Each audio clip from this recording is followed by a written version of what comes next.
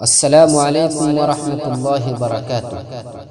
معزز ناظرین، اس وقت ساری دنیا وحشت کے ماحول کے اندر نظر آ رہی ہے۔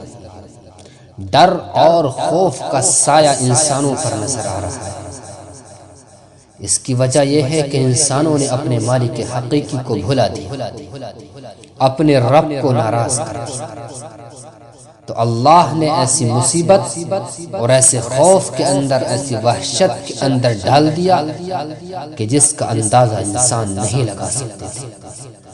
تو اسی کے تعلق سے میں چند اشعار آپ کی خدمت میں رکھتا ہوں کہ اب بھی ہم اللہ سے توبہ کر لیں تو پروردگار ہمیں ابھی نہیں بھولا ہے، ہمارے گناہوں کو بخش کر ہمیں پھر سکون اور چین کی زندگی عطا کر دے گا۔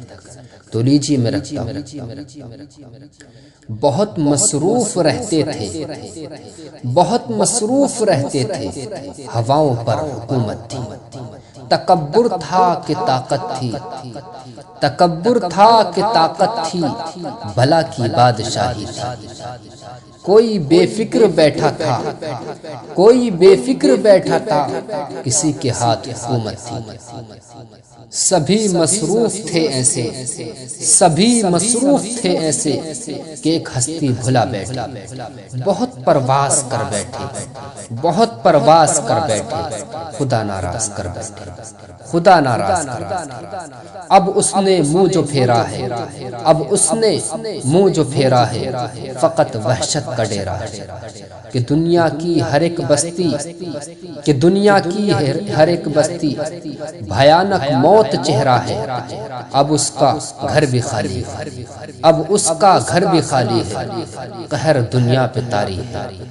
ابھی بھی وقت ہے لوگوں، ابھی بھی وقت ہے لوگوں، خدا سے گڑ گڑا کر تم ابھی توبہ کرو، خدا سے گڑ گڑا کر تم ابھی توبہ کرو لوگوں۔ وہ جلدی مان جاتا ہے، وہ جلدی مان جاتا ہے، وہ اب بھی تم کو چاہتا ہے، وہ اب بھی تم کو چاہتا ہے۔ السلام علیکم ورحمۃ اللہ وبرکاتہ۔